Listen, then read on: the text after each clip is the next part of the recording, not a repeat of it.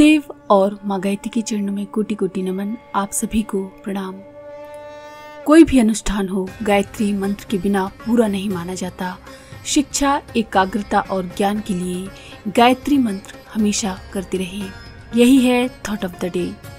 चैत्र नवरात्रि के अवसर पर केन्या में दिए गए गुरुदेव के प्रवचन का यह है तीसरा पार्ट। पिछले पार्ट में गुरुदेव ने बताया था कि भारत जगत गुरु था। सारे विश्व के लोग ज्ञान अर्जन के लिए भारत आया करते थे।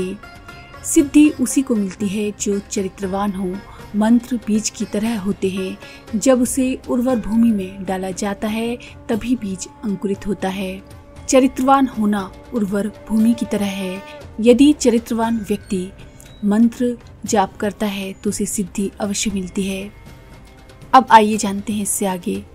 यज्ञ की महत्ता असाधारण है। राजा दशरथ के पुत्रेष्टि यज्ञ की कथा प्रसिद्ध है। रावण जब पराजित होने लगा तब उसने रामचंद्र जी की शक्ति का मुकाबला करने के लिए एक आयोजन किया। राम और लक्ष्मण को जब पता चला तो उन्होंने कहा, यदि यज्ञ पूरा हो गया तो हमारी विजय मुश्किल हो जाएगी। हनुमान जी गए और यज्ञ को विध्वंस किया। यज्ञ की शक्ति बहुत बड़ी है। ये कोई समारोह आयोजन नहीं वरन शक्तियों का आवाहन है। उन शक्तियों का आवाहन है जिसके द्वारा मनुष्य क्या से क्या बन सकता है। ब्राह्मण पैदा नहीं होता, वह यज्ञ की अग्नि में पकाया जाता है। घड़ा पैदा नहीं होता, अग्नि में आवों में पकाया जाता है। महायज्ञेश यज्ञेश ब्राह्मी या क्रियते तनुः। ब्राह्मण पैदा नहीं होते, यज्ञों के द्वारा, महायज्ञों के द्वारा पकाए जाते हैं। चंद्रोदय अभ्रक पकाया जाता है। खिचड़ी कहीं बनी बनाई नहीं मिलती, पकाई जाती है।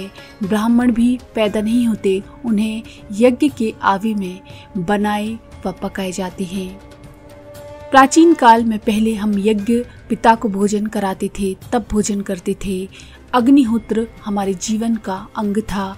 गायत्री तपोभूमि में अखंड अग्नि स्थापित है। अखंड जब हमारे यहाँ होता है उसका परिणाम है कि ब्रह्म वर्चस्व जिसकी आप उपासना करते हैं। आज की परिस्थितियों में यज्ञ की बहुत जरूरत है जिसका कि आप लोग आयोजन कर रहे हैं। इससे मानव समाज की बड़ी सेवा होने वाली है। इससे लोगों की मानसिक दुख दूर होंगे।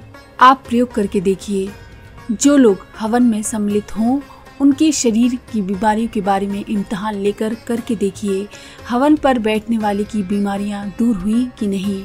मानसिक बीमारियां जिसमें क्रोध, काम विकार, असंतोष, झल्लाहट, सनकीपन से लेकर पागलपन तक शामिल है। ऐसे लोगों को हवन पर बिठाकर देखिए कि शरीर और मन की बीमारियों को वह दूर करता है कि नहीं।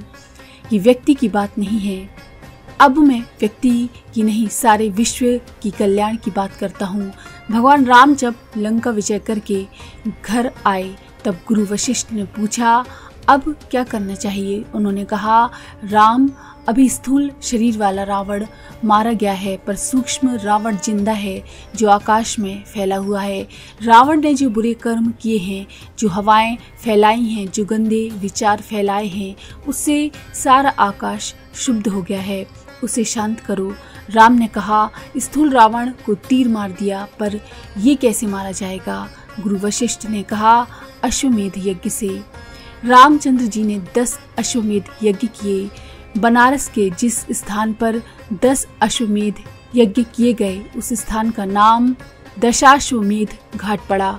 गुरु वशिष्ठ जी ने कहा, अब वह रावण मर गया क्योंकि जिस आकाश में इतनी हाय, विध्वंस और हिंसा फैली हुई थी उसका निवारण हो गया। पिछले दिनों 2 विश्व युद्ध हो चुके हैं। उसमें कितनी आत्माएं मारी गईं और कितने जीवों की हत्याएं हुई, कितनी गोलियां चली, कितनी बारूद आसमान में फैलाई गई। अंतरिक्ष दूषित और गर्हित हो गया। अब जो बच्चा पैदा होता है वही संस्कार लेकर आता है गंदे आसमान में से। जो भी वृष्टि होती है, जो भी अनाज पैदा होता है, जो भी वनस्पतियां और प्राणी पैदा होते हैं, जन्म से ही वह संस्कार लेकर आते हैं। माता पिता रोते हैं, अच्छी संतान ना हुई, इससे ना होती तो अच्छा रहता। ये संस्कार इस आसमान में फैले हुए हैं। भगवान श्री कृष्ण ने भी यही किया था। पांडवों ने कहा, भगवान राजगद्दी मिल गई, अब हम शांति से बैठेंगे। आप बताइए हमको क्या करना चाहिए। कृष्ण ने कहा, सूक्ष्म दुर्योधन अभी मरा नहीं है, सूक्ष्म कंस, सूक्ष्म जरासंध, सूक्ष्म शिशुपाल अभी नहीं मरे हैं, केवल शरीरधारी मरा है। शरीरधारी कौरव मारे गए पर सूक्ष्म कौरव मारने बाकी हैं। ये कैसे मरेंगे? राजसूय यज्ञ किया गया, उस यज्ञ से आकाश अंतरिक्ष की शुद्धि की गई।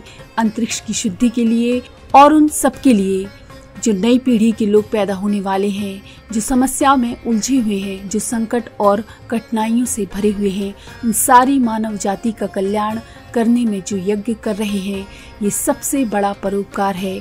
इससे बड़ा परोपकार और कुछ नहीं हो सकता। ये सारे मनुष्य जाति के लिए ब्रह्मभोज और दूसरा कोई हो नहीं सकता। सारे विश्व के समस्त प्राणियों, वृक्ष, वनस्पतियों की इससे पुष्टि होती है। सब बलवान और निरोग होते हैं, सबके कषाय कल्मश दूर होते हैं, सबको शांति मिलती है। यज्ञ से असंख्य मनुष्यों के रोग, शारीरिक मानसिक विकार दूर होते हैं। इससे विश्व में शांति होती है। 2 महायुद्धों के द्वारा जो आकाश प्रदूषित हो गया है, इससे वेद मंत्रों द्वारा यज्ञ से दूर किया जा सकता है। इसमें सारे विश्व का कल्याण छिपा हुआ है और आप लोगों का कल्याण भी, जिन्होंने यज्ञ का संकल्प किया है। आप लोग जो यज्ञ करने जा रहे हैं, उनके बारे में वेद भगवान ने ही विश्वास दिलाया है, जिम्मेदारी उठाई है, कसम खाई है और कहा है, जिन लोगों ने मुट्ठी भरकर सामग्री लाई, हवन कर दी, हमने उनकी मुट्ठियों को भर दिया। तुमने घी का 1 चम्मच भर के दिया, ये बैंक में पैसे जमा करने के बराबर है। यज्ञ चीजों को जलाता नहीं, वरन हम जो चीजें हवन करते हैं, उससे लाखों गुनी चीज इस सारे आकाश को मिल जाती है। ये एक वैज्ञानिक उपाय है।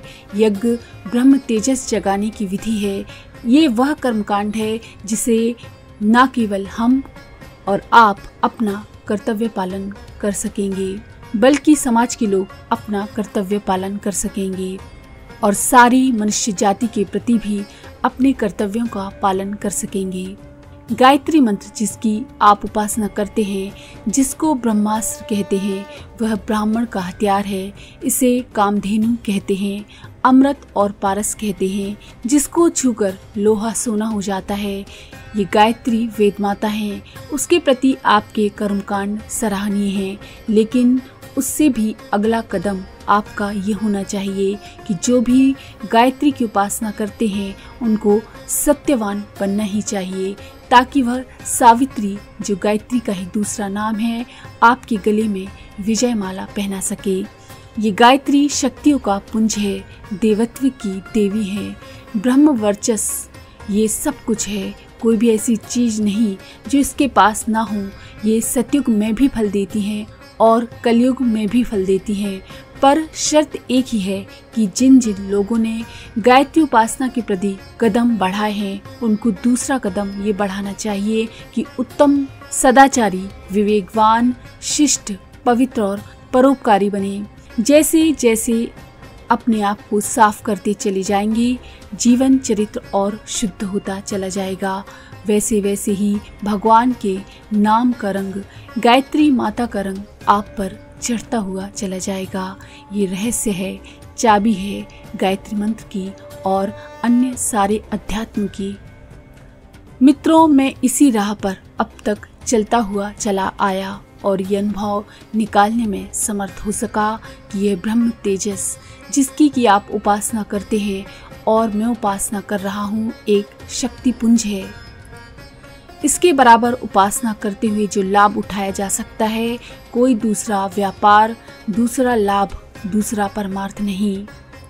मैं चाहता हूँ कि मेरे तरीके से आप लोग भी लाभ उठाएं और उसी तरीके से लाभान्वित हों कि आपके पूर्व पुरुष लाभान्वित जैसे होते रहे हैं। तो ये है केन्या में दिए गए पूज्य गुरुदेव के प्रवचन का अंतिम भाग। तो अगर आपको ये जानकारी पसंद आई तो प्लीज़ लाइक करिए, शेयर करिए, सब्सक्राइब करिए और बेल के आइकन पर क्लिक करके ऑल पर क्लिक करना ना भूलें।